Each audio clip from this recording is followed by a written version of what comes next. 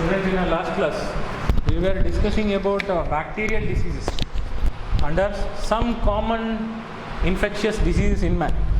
So, mainly diseases of two types what we discussed: infectious and non-infectious. Infectious means which spreads from person to person. Non-infectious means which doesn't spread from person to person. What you can see here on the screen now. See there are two types of diseases: infectious and non-infectious. Infectious means which transmits from person to person, spreads from one person to other person. Like we all discussed about it. This is just a recap. But I need to mention one theory on human health and diseases. That theory was an old theory. It is called good humor hypothesis. Okay, you can see that good humor hypothesis. It was proposed by a scientist called Hippocrates. Okay, he is not actually a scientist. He is a philosopher. Hippocrates, I think you have heard his name. You can see his picture, Hippocrates. And also till today it is there in Indian Ayurveda system. They talk about three things, three humors in the body. Means three types of body forms, body nature. That is yellow bile, black bile and phlegm. Okay. Yellow bile, black bile and phlegm. That means in Kannada we call Vata, Pitta, Kapha. Okay, three types of body natures. Based on what type of body nature you have, body type you have, they give different medicines. Okay, so what was the good humor hypothesis proposed by Hippocrates? Not only Hippocrates, along with Hippocrates, Indian Ayurveda system also, okay, believes in this. It states that health is a state of body and mind. Even till today we believe that. Health means it is a state of both body and mind. So, healthy body and healthy mind is equal to good health. Okay. So, if you have a healthy body and healthy mind, both should be there, then only you will have good health. Okay. What is that good humor hypothesis proposed by Hippocrates and Indian Ayurveda system? It states that person to have good health, he should have good body and good mind. Means body should not have any diseases and mind should be clear. Okay, good mind should be there. Then, so it is a balance of body and mind. Okay, with certain humors. What are those humors? Like body nature. Okay, he says, Hippocrates says, person with black bile belong to hot personality and they would have fevers. Okay, what we say, you know. Person who is having hot personality means not that what you are thinking. Okay, his body temperature will be more. That is hot personality means. Hippocrates says, see there are three types of bile they are showing. One in yellow, black and phlegm. So this black bile he is talking about. A person who is having black bile is considered to be having more body temperature, so he gets fever again and again. That is what is believed. But it was disproved by William Harvey. You know that William Harvey is father of blood circulation. He discovered blood circulation. William Harvey, his picture you can see here. Okay, he disproved this hypothesis. He says blood circulation is demonstrated by body temperature with the persons with black bile using thermometer. What William Harvey did? He took a thermometer and he checked body temperature of person having black bile. Because Hippocrates said person having black bile will have more body temperature and they will get fever again and again. So William Harvey wanted to check it. So he used thermometer, clinical thermometer, and he checked the body temperature of person with black bile, but surprisingly he was having normal body temperature. Okay, that means that the theory given by Hippocrates is not correct. It is wrong theory. Okay, but it is called good humor theory. But Ayurvedic system, which is called true system, which believes till today that there are three types of body natures, body types. That is yellow bile, black bile and phlegm, based on their body nature. Person having yellow bile, black bile and phlegm. So these are the. Then along with that, blood is also one color. Okay, so blood is also one humor. So they consider there are four types of humors in the body. that is blood, yellow bile, black bile and phlegm.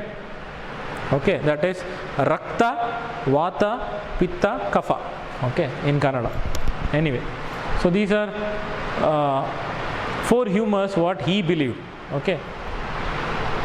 Then we discussed about different types of bacterial diseases, if you remember. Next we have to discuss some viral diseases. What we are discussing now is common infectious diseases in man. So we cannot discuss all the viral diseases here. Okay.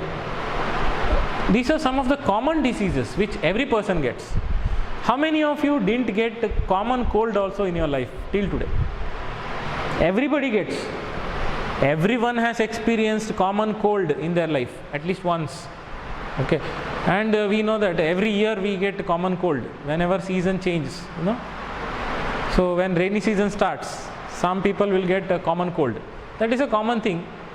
So these are some of the viral diseases. Okay, common viral diseases.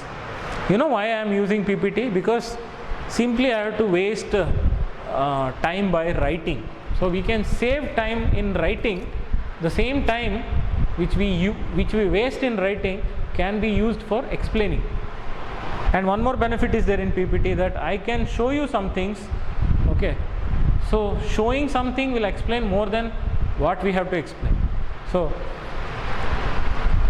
viral fever, viral diseases, some of the viral diseases we will discuss.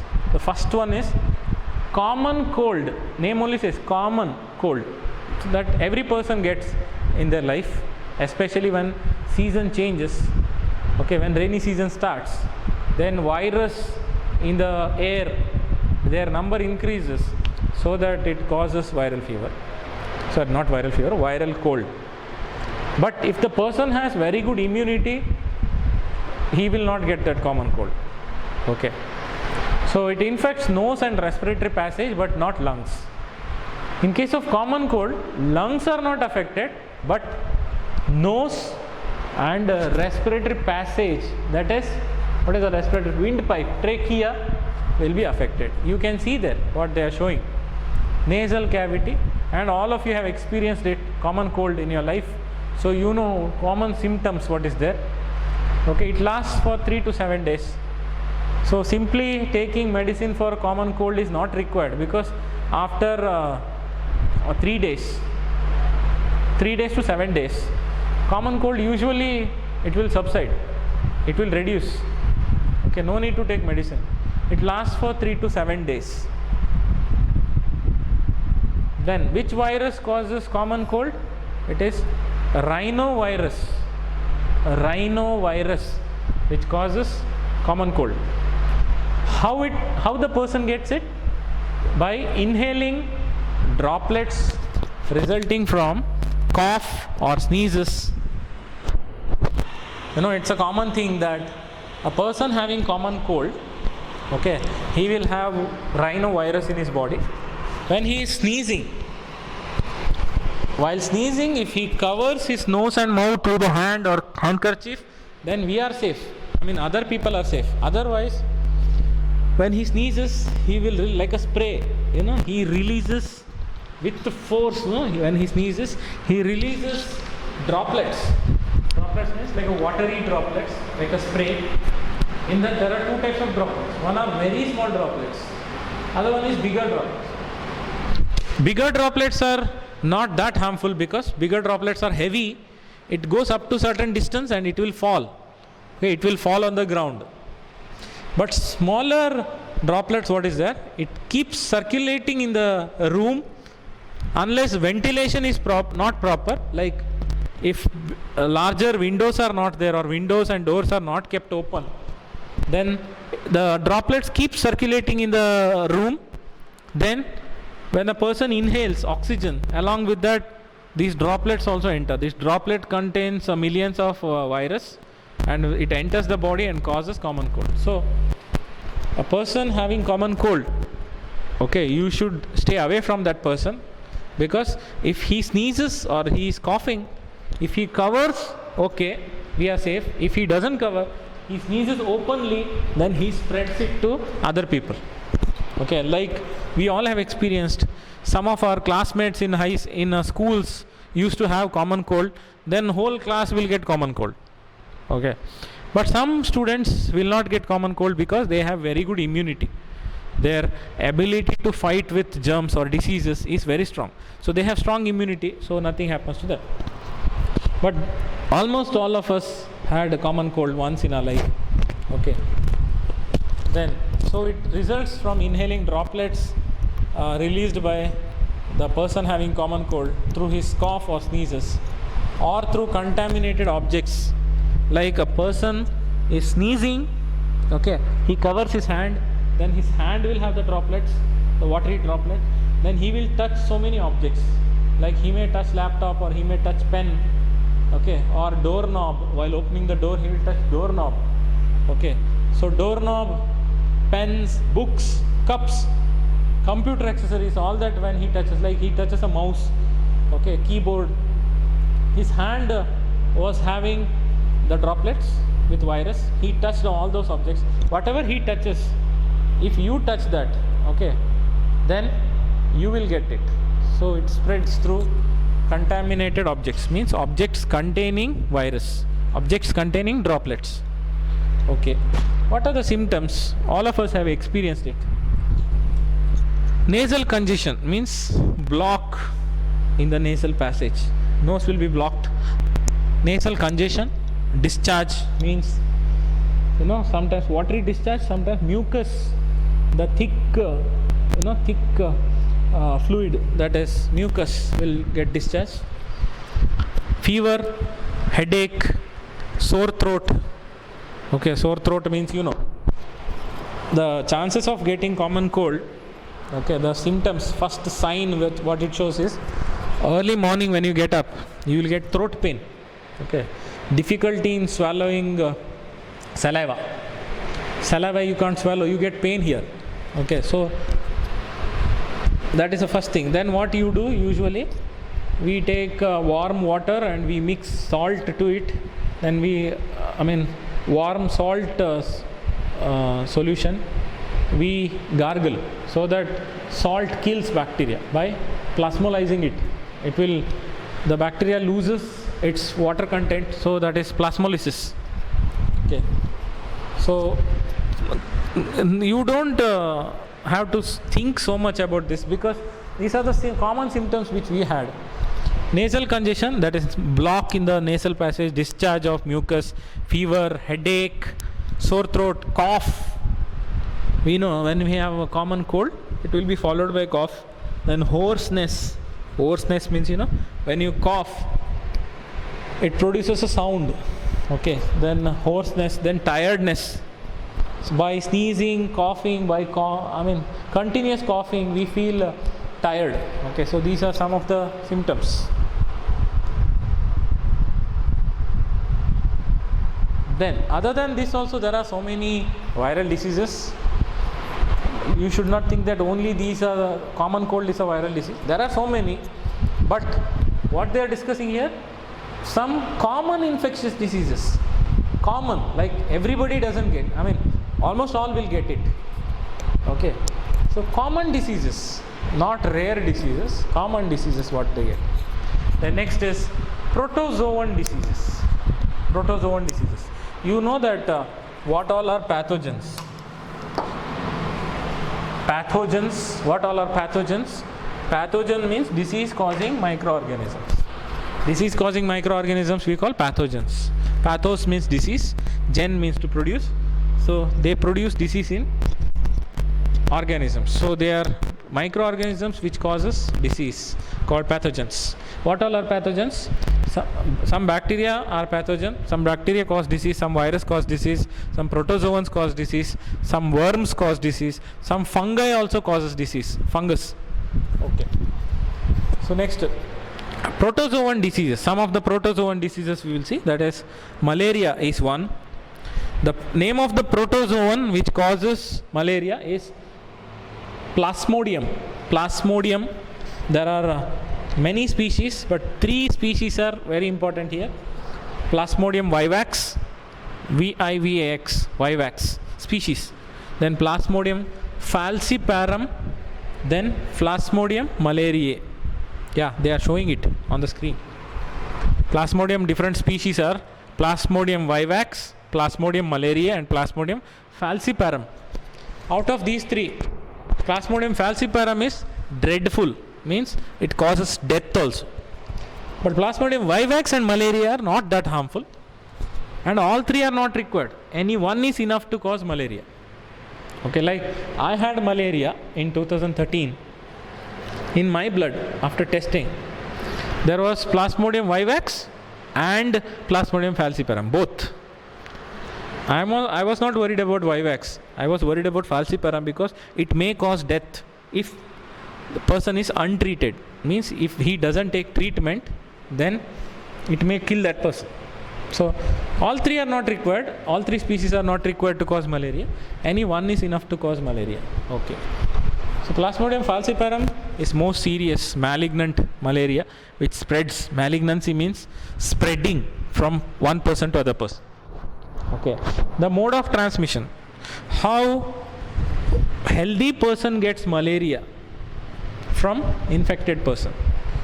Okay, it is through mosquito. Mosquito is a vector here. Vector means which transfers the disease from diseased person to healthy person. Okay, suppose I have malaria and there is one healthy person. Suppose his name is Vikas. Okay, I have malaria. Vikas is healthy person. How Vikas gets malaria from me? Through mosquito. Which mosquito? Not all species of mosquito. It is female Anopheles mosquito, not male. Female Anopheles mosquito. Because why only female Anopheles mosquito? Because female Anopheles mosquito's stomach is suitable for reproduction of Plasmodium. Okay, so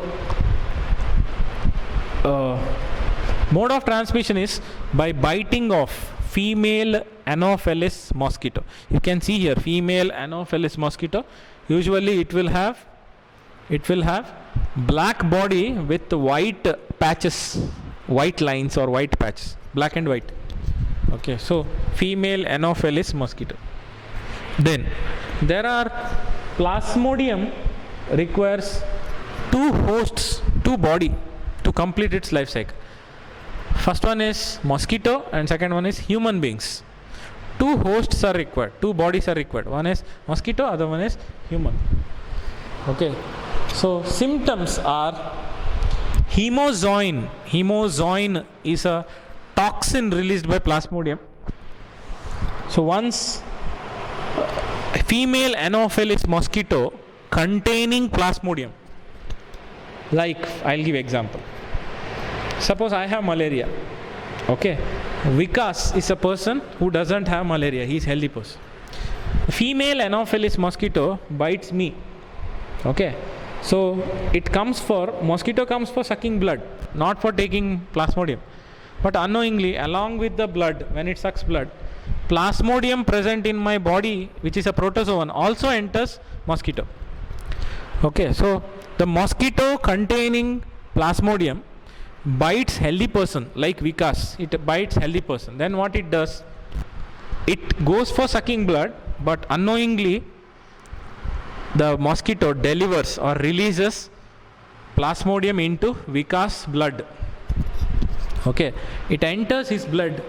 Then through blood cells, it goes to blood vessels. It goes to liver of the person. Yeah, it's showing. See there. So female Anopheles mosquito containing Plasmodium bites healthy person, then it releases Plasmodium here, and through blood vessel it goes to liver of that person. Then in liver cells it starts multiplying. Multiplying means number of Plasmodium increases. 1 becomes 2, 2 becomes 4, 4 becomes 8, 8 becomes 16, like that it multiplies. Then one cell of liver is completely filled with Plasmodium. So there is no space for that Plasmodium to grow, because complete liver cell is filled with Plasmodium. Then the cell will burst. Okay, then it enters fresh liver cells. Again, that liver cells also will be filled, then again it will burst. Okay, then from the liver cells, Plasmodium goes to fresh red blood cells or red blood corpuscles.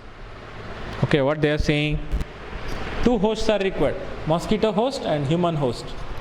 Okay, so first one is mosquito bites human, where sporozoite is a stage. Like there are 4 types of protozoans we have learnt in first year, based on the locomotory organs, based on the organs used for movement from one place to other place. That is, if they use pseudopodia, then it is amoeboid protozoan. If they use cilia, then ciliated. If they use flagella, flagellated. Then sporozoans are the 4th type. So sporozoites means parasites are injected to his body. Mosquito bites him, then mosquito releases Plasmodium to his blood, then it reaches liver through blood, then asexual reproduction in the liver cells, bursting the cells to release into the blood. Why cell will burst? Because cell will be completely filled with Plasmodium. Then there is no space, then it will burst. Okay, then Plasmodium released by liver cells goes to fresh red blood cells or red blood corpuscles, RBC. Okay, then asexual reproduction happens in RBC, bursting RBCs to release hemozoin.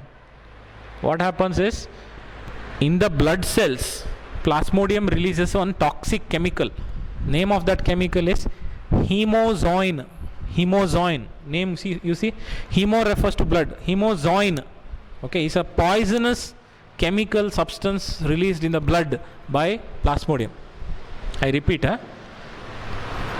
mosquito containing Plasmodium bites healthy person, then it releases Plasmodium to his blood, then through blood Plasmodium goes to his liver, then liver cells, asexual reproduction happens, it multiplies, then liver cells will burst, all the Plasmodium will be released, then it goes to fresh red blood cells, red blood corpuscles.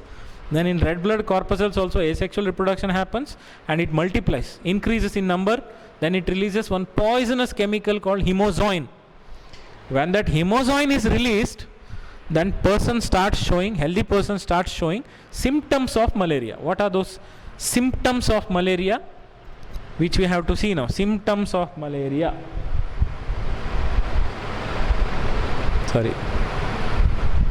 Symptoms of malaria is chill, high fever, recurring every 3 to 4 days.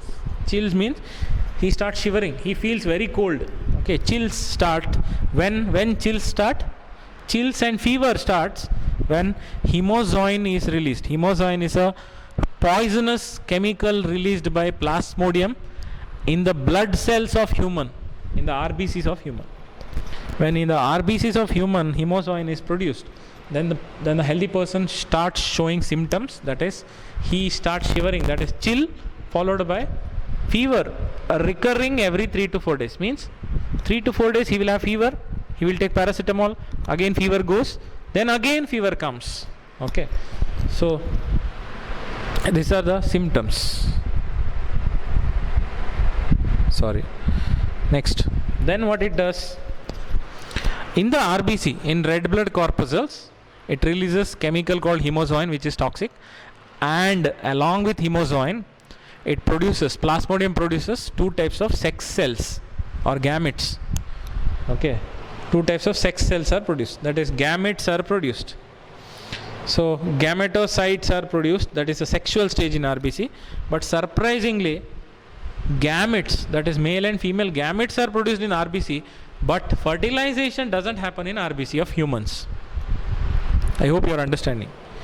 Male and female gametes, like in human beings, male gamete is sperm, female gamete is egg. So same like that, Plasmodium produces male and female gametes in the red blood cells or red blood corpuscles of humans, but they don't meet there. No fertilization happens. Then where fertilization happens? Fertilization happens in the stomach of mosquito. How? Now, the person, his blood has male and female gametes, Again, when female Anopheles mosquito comes to suck blood, it will suck blood. Along with that, it will take these male and female gametes also. Gametes are called gametocytes. Male and female gametocytes also it takes. Then male and female gametophytes enter the stomach of mosquito. See, female mosquito sucks blood and gametocytes. It sucks blood. Along with that, it takes male and female gametes of Plasmodium. Then fertilization and development happens in the mosquito's gut. Gut means alimentary canal, like stomach and intestine. Why? Because stomach and intestine of mosquito is having alkaline pH, basic pH, which is suitable for its fertilization. Okay, so mosquito stomach is suitable for fertilization. So fertilization happens, development also happens. Then from the stomach, mature Plasmodium goes to salivary gland of mosquito. Salivary gland means gland which is present just before the proboscis. Proboscis means, the needle-like structure present in mosquito, which is required, which it uses for entering into the skin. The sharp needle-like structure which mosquito has. Just behind that, wherever mouth parts are there in the salivary glands, this Plasmodium will be there. Then that mosquito containing Plasmodium in the salivary gland is ready to infect healthy person, one more healthy person. See, mature infective stages, sporozoites escape from the intestine and migrates to mosquito salivary glands. Then that mosquito containing Plasmodium in its salivary gland bites another healthy person. Then same cycle repeats. That is, it through blood vessel it goes to liver, then liver cell bursts, then from liver cell it goes to RBC, then in RBC hemozoin is produced, then he will get symptoms, then it also produces male and female gametes, then female Anopheles mosquito bites, it sucks blood and male and female gametes, then fertilization happens in the fertilization happens in the stomach of mosquito, then from there it goes to salivary glands, then it is ready to infect healthy person. Like that, life cycle of Plasmodium continues. So to complete its life cycle, it needs two hosts. One is human, other one is mosquito. Okay.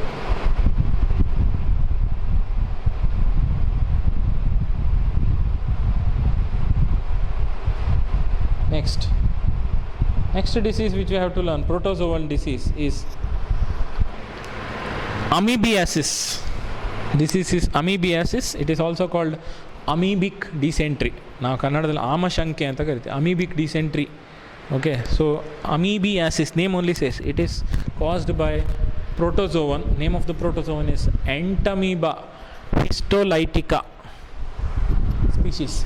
Entamoeba histolytica causes amoebiasis or amoebic dysentery. How it spreads? Through houseflies. Houseflies, that is why people say you should not keep food and water open. If you keep food open, houseflies will sit on that. The same housefly which will sit on feces, that is excreta of human beings. That is why people also say you should not excrete in an open place. Vidya Balan comes for advertisement that you should not excrete in an open place. You should excrete only in a toilet, that is in a closed place. Okay, so if a person excretes in an open place, then excreta, on that excreta or feces, housefly sits. The same housefly sits on the food what you eat. Then you can imagine what happens. So houseflies are the mechanical carriers which transmits entamoeba from excreta to food. So food and water will get contaminated by houseflies. So housefly is a vector. So, and people also say you should not leave nails, if you have long nails, entamoeba usually prefers nails. Okay, so the same hand if you use for mixing food, entamoeba present in the nails may enter the food and it may infect the food or it may contaminate the food. That contaminated food, if you eat, then you get amoebiasis. What are the symptoms? Definitely amoebiasis is amoebic dysentery. Dysentery means you know what happens. Severe stomach pain will be there. Then constipation also happens. Means difficulty in excreting. Like you force but it doesn't come. Okay, that is constipation. Abdominal pain. Then cramps. Okay, that is severe pain in the stomach. Stools with excess mucus and blood. Stool means not that stool what you use. Stool means human excreta is called stool. Stool with excess mucus and blood clot. You know, mucus. You imagine that excreta, which is pale yellowish or brownish excreta with whitish or yellowish mucus mixed. Okay, and along with that, blood clot, pieces of blood clots. Okay, pieces of muscles and blood. So it is like yellowish, whitish, and reddish mixed excreta. Okay, so it is amoebiasis. Then, only these two are not protozoan diseases. There are many protozoan diseases. Okay, but in the theory class we will not discuss. In NEET class, NEET concept we will discuss it. First we need to discuss what is there in the chapter, isn't it? So, next, some of the common diseases caused by helminth. Helminth means worms. Some of the diseases caused by worms. So, helminthial disease means worms. Because we know platyhelminthes. Platy means flat, helminth means worm. Platyhelminthes means flatworms. So, helminth means worm. So, diseases caused by worms. What are the diseases? Like, name of the disease is Ascariasis. Oh, I think they didn't mention here. Yeah, it's here. Ascariasis is a disease. Name only says Ascariasis is caused by worm. Ascaris, which is roundworm. Ascalminthus. Ascaris lumbricoides. The species they are not showing. Ascaris lumbricoides. Lumbricoides. Okay, so that is usually present in the intestine. Intestinal parasite. Not usually present. When the person is affected by Ascaris, it enters his intestine. So, mode of transmission. How healthy person gets Ascariasis? By eggs of Ascaris present in either soil or water or vegetables or fruits contaminated with feces containing eggs of parasites. That is why, feces means excreta, human excreta containing Ascaris lumbricoides. Okay, that is why people wash vegetables and fruits, because if the vegetables are grown by using human excreta as a manure or dung as a manure, then that vegetable may contain eggs of Ascaris. So, soil, water, vegetables and fruits mixed with or contaminated with excreta or feces of eggs of parasites, eggs of Ascaris. So, if you consume that food containing eggs of Ascaris, okay, which was present in the excreta of humans, then you will get it. What are the symptoms? Internal bleeding happens. Bleeding happens internally in the intestine. Then severe muscular pain, fever, anemia. Anemia means less number of red blood cells. Red blood cells number decreases, anemia, and blockage of intestinal passage. Intestinal passage, what is there? Pathway that will be blocked. Block in intestinal passage. Internal bleeding, muscular pain, fever, anemia and blockage of intestinal passage. Okay. So next.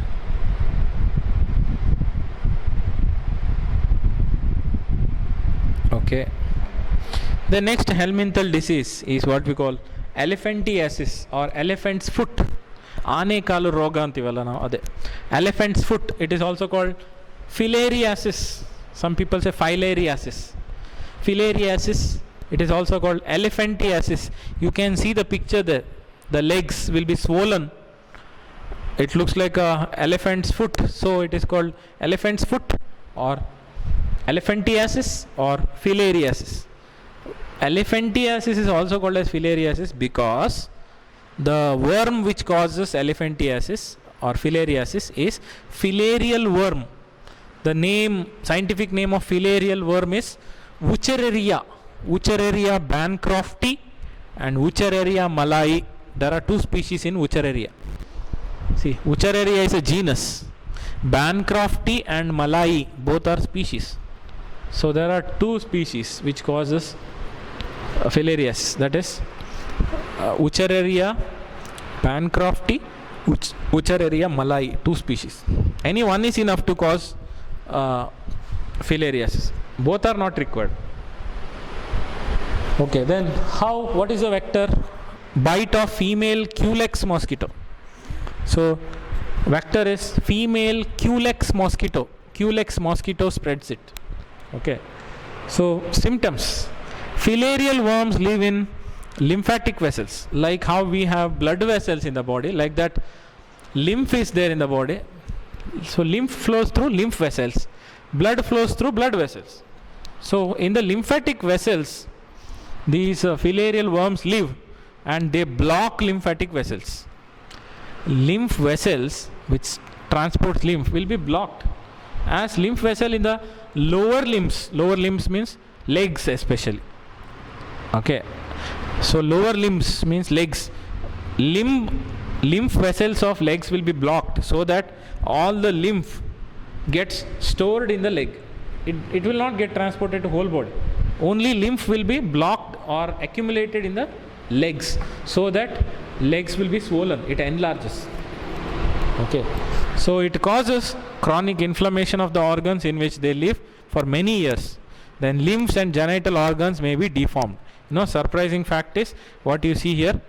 Testis of male will be enlarged. Okay. So enlarged means testis of male becomes very big. Okay. Like a size of volleyball or football, that big. So wearing a half pant also becomes difficult. You can see the picture there. I am not saying something what is not there. Even in the textbook also it is there. You can see the picture. So legs are also enlarged and testis is also enlarged. As testis is affected, the person will be impotent, means infertile. He cannot reproduce. Male having elephantiasis cannot reproduce because testis is affected and lymph vessels of lower limbs, especially legs, will be affected. There are chances that in the hand also person may get elephantiasis, but chances are less. But it is there. Okay. So some of the remaining diseases also we will learn in our next class. Okay. So keep watching my classes. Thank you. So we were discussing about common infectious diseases in man. Next disease is fungal disease. Some of the fungus also causes disease, like ringworms. Ringworm, what you see on the skin here, ringworm. Okay. So name of the fungus which causes this disease is Microsporum trichophyton, epidermophyton. Okay, these are the three fungus which causes ringworm infection. Ringworm. Okay, ringworms. So name of the fungus is Microsporum trichophyton, epidermophyton. Usually they are seen in the groin between the toes. Okay, in the groin and the toes. I mean in between the toe fingers. Okay, or in the groin, like either in the armpit or in between the legs sometimes.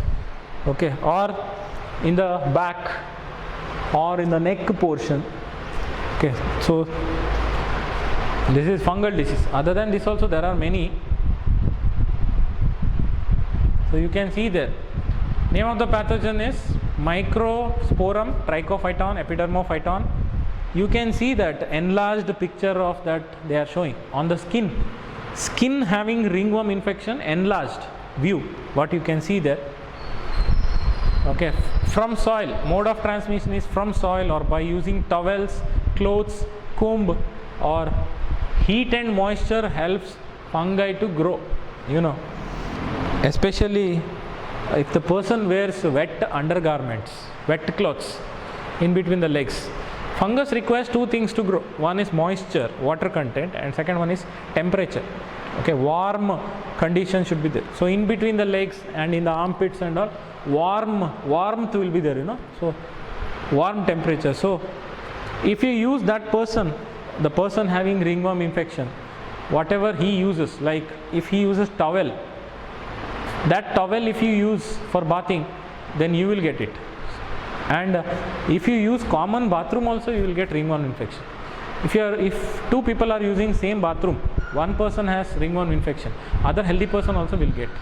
Okay, so this is, then it is because of dermatophyte fungi, not washing hands, close contact with those infected, damp skin for extended time. For all those things you will get ringworm infection. Like not washing hands, like you should always wash hands, otherwise you have chances of getting ringworm infection. Or close contact with those infected, means a person having ringworm infection, you should not touch them. If you touch them, you will get damp skin for extended time, means keeping the body wet or wearing wet clothes for a long period, then it may cause ringworm infection. You know, especially when you are swimming, after swimming, if you wear that wet undergarment for longer period, then you have chances of getting a ringworm infection. Okay, so this is one. Then you can see how that person is infected. So if I teach on the board, I can't show you all these pictures. So PPT, I thought it is better. Okay, so you can see that is in between the fingers, you see middle here in this portion. Okay, and the person has on the nearby the ears and on the face, and on the head also you can see on the head. Okay, on the scalp, actually not on the head, scalp. Ringworm of the scalp means, you know, when you shave your hairs, then only skin remains, that is called scalp. So on the scalp also. So symptoms: dry scaly lesions, means patches, red patches on the skin, nails, scalp, etc. Intense itching will be there, means severe itching sensation. Sikkabatte turke bartadu. Okay, severe itching sensation, red patches, burning patches will be there. Okay, next. Then very important is, if you don't want to get any common infections, then you need to follow personal hygiene. Personal hygiene means you have to keep your body clean. How to keep your body clean? By keeping your body clean, that is by maintaining your personal hygiene. Personal hygiene means personally your body should be kept clean, so that you can prevent and control diseases. So this is a method of prevention and control of diseases. Like after getting disease, instead of taking medicine, okay, or treatment, better is you see that you don't get that disease. Prevention is better than cure, you know, like that. Prevention and control of disease by having personal hygiene, keeping your body clean. How? Keep the body clean always. So take bath every day. Okay. Use clean drinking water and food. Eat clean food and clean water which doesn't contain any harmful microorganisms. Then proper disposal of waste and excreta, we have already discussed about it. Proper disposal of waste. Waste should be disposed in a waste bin, okay, and it should not be kept open. Then periodic cleaning and disinfection of water reservoirs, pools, cesspools and tanks. Means if you have tanks in your house, or pools or cesspools, reservoirs, water drainage system is there, or pipeline system is there, periodically, at least once in a week or once in 15 days or once in a month, the water should be disinfected. Disinfected means either they should pass chlorine gas, so that chlorine is a disinfectant which kills, okay, which kills microorganisms. avoid contact with infected person. So you should not touch that person having ringworm infection or a person having a disease, okay, or their belongings, to control airborne diseases like common cold, for example. You should not touch that person's belongings like pen, towel, doorknobs, okay, then common toilet, common bathroom, towels, all these should not be used. That is the belongings of that deceased person. So by touching that, okay, by having contact with that person, you may get. So avoid contact with the person, okay, maintain distance. Then standard practices of hygiene in public catering. Public catering means, like in a function, like in a marriage or any parties where food will be served to many people.